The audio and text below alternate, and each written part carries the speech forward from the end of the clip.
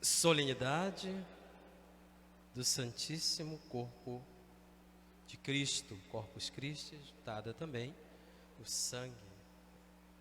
Essa solenidade, que vem logo depois da Páscoa, como as demais, vem ainda nos recordando, nos fazendo viver o mistério pascal que nós celebramos esse ano de um modo muito peculiar, mas foi celebrado.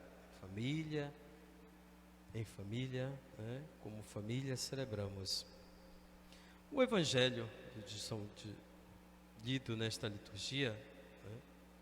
Jesus disse aos judeus, disse abertamente em um dado momento: eu sou o pão vivo descido do céu.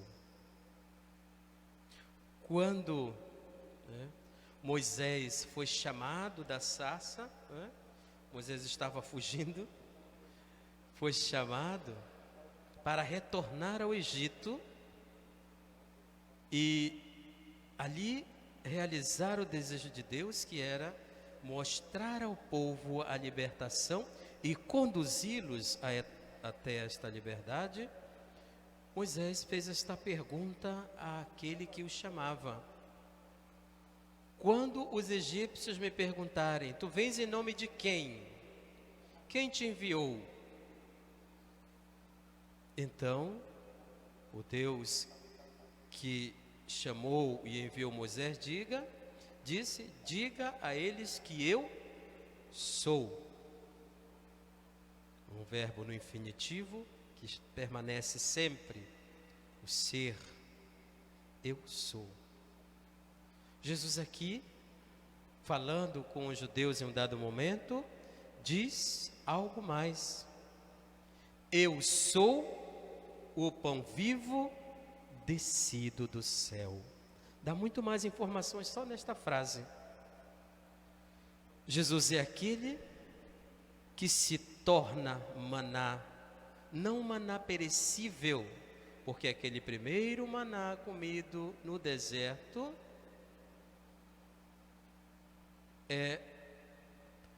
é um maná que estraga, só serve para aquele dia. Esse maná que é Jesus, que é o pão vivo, ele não perece, ele permanece. Não permanece no sentido de estar no tempo, permanece porque ele traspassa o tempo. Eu sou o pão vivo descido do céu. O pão é aquele que alimenta, é aquele que tira a tristeza dos olhos, porque enche.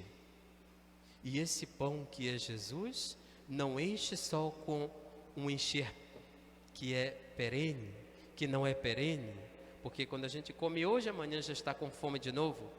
Esse alimento dado por Jesus é um alimento que conduz à vida eterna. Quem come deste pão viverá eternamente, diz o Evangelho. E o pão que eu darei é a minha carne dada para a vida do mundo. A dimensão cristológica com relação à criação, né, ela é incrivelmente misteriosa, porque quanto mais nos aproximamos, mais tomamos consciência que menos conhecemos. Pois se Jesus é o pão vivo descido do céu, os judeus já ficaram assustados. E foi dizendo: quem come deste pão viverá eternamente. Mais assustados ainda eles ficaram. Como que um homem se torna pão e a sua carne pode ser comida e vai ser alimento de vida eterna? Não cabe nem no nosso pensamento hoje, não cabia no pensamento deles. O pão que eu darei, Jesus ainda foi colocando mais elementos. O pão que eu darei é a minha carne dada para a vida do mundo. Em um dado momento do Evangelho, alguém dos judeus diz: agora sim sabemos que tu tem um demônio mesmo, porque não é possível isso. O mistério de Deus, ele nos assombra, e se nós não fazermos este esforço para compreender, nós mesmos nos afastamos desse mistério. Jesus se proclama o pão vivo descido do céu, um pão que se torna alimento, um pão que pode alimentar e que conduz a este mesmo céu, né? Bem, Deus, as dimensões um pouco da Eucaristia, né? Essa primeira dimensão que é humana, que é a dimensão da proximidade.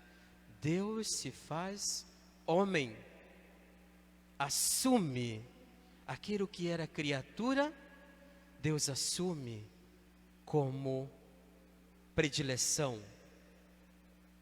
Jesus se torna homem, nasce de uma mulher, vive com os outros, come, faz as coisas normais, exceto o pecado, porque o pecado não é normal, né?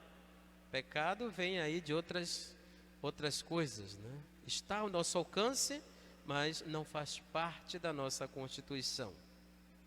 Então, Deus primeiro se faz homem. Um dos primeiros aspectos do significado da Eucaristia. Tem outros, é claro. Outro ponto é o memorial. O que é a Eucaristia? Quando celebramos, quando revivemos, quando fazemos a reminiscência, a Eucaristia é um memorial de quê? Da Páscoa de Cristo.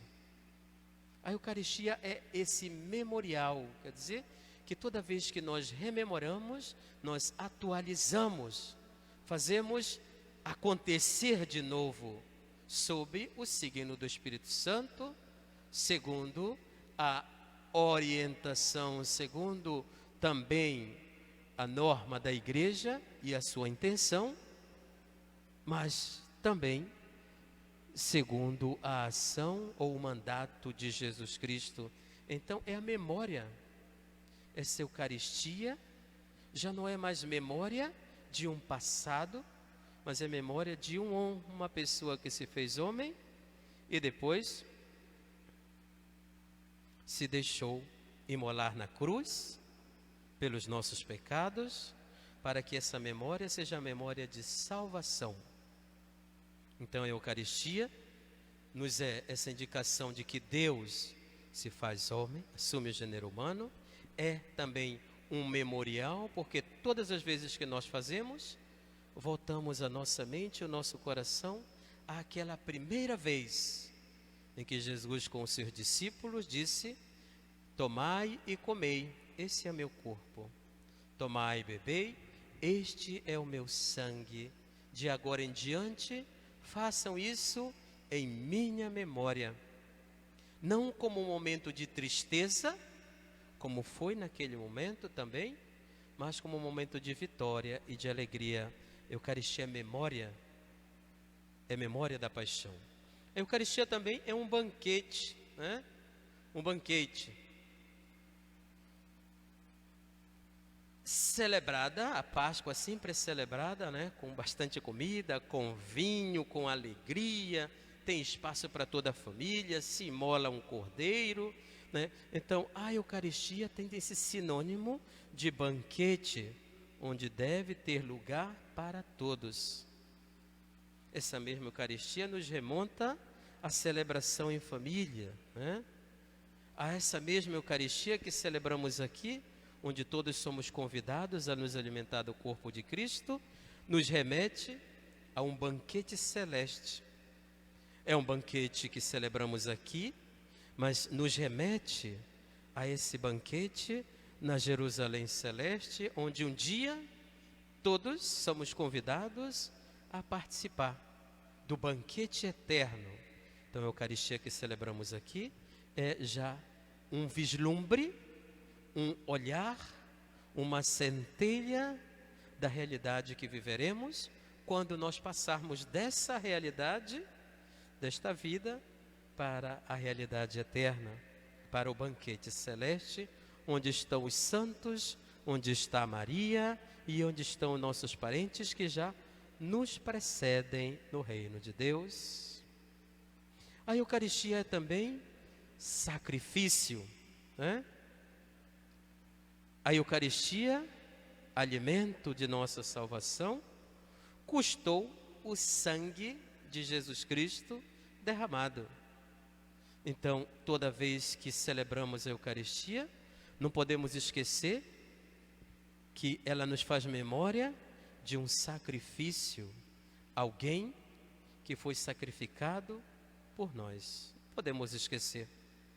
Não podemos esquecer, né?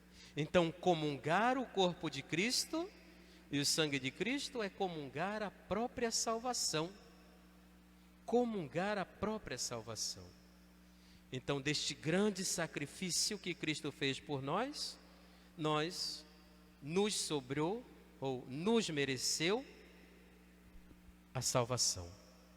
Então, este sacrifício, muitas vezes também o nosso sacrifício, pode ser colocado ou juntado a este primeiro sacrifício de Cristo.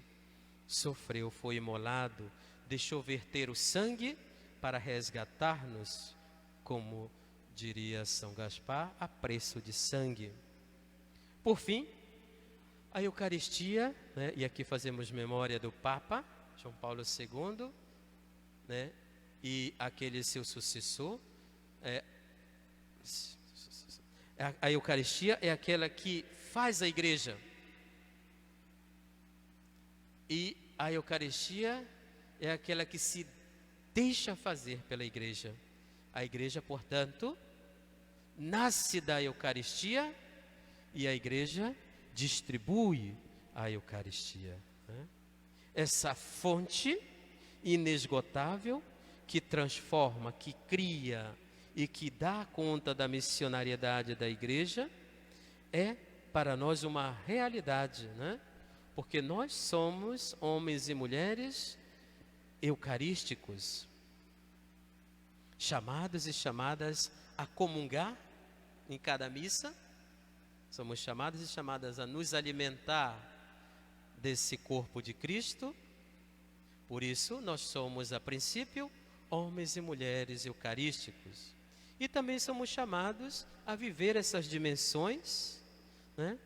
Onde a Eucaristia nos leva ao outro, a ver o outro, a se doar pelo outro, a convidar mais um para o nosso meio, a entender que muitos sacrifícios, principalmente o de Cristo, levou-nos à salvação, mas que também presente na igreja, a igreja é esse grande baú, né? É esse grande recipiente onde contém muitos mistérios de Deus, entre eles o mistério da nossa salvação oferecido, né? Toda vez que nós comungamos, adoramos o corpo de Cristo, não devemos esquecer dessas dimensões.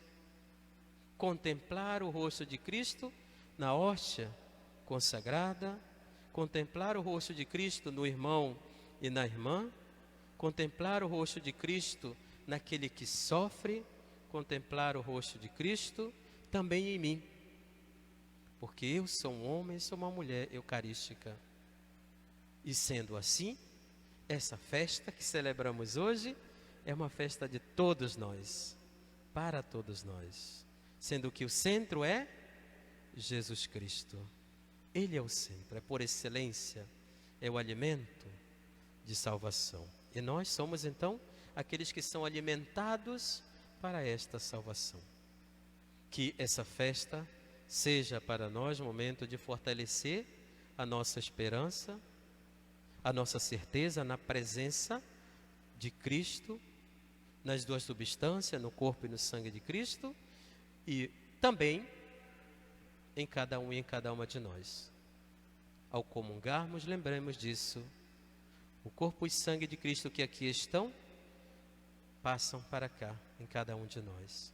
E nós é que nos tornamos esses vasos, esses recipientes sacrários vivos desse corpo que é o corpo de Cristo, fonte da nossa salvação. Assim seja. Tem um refrãozinho da nossa congregação que diz: teu corpo é comida, teu sangue é bebida. Ele fala do corpo de Cristo, é claro, né?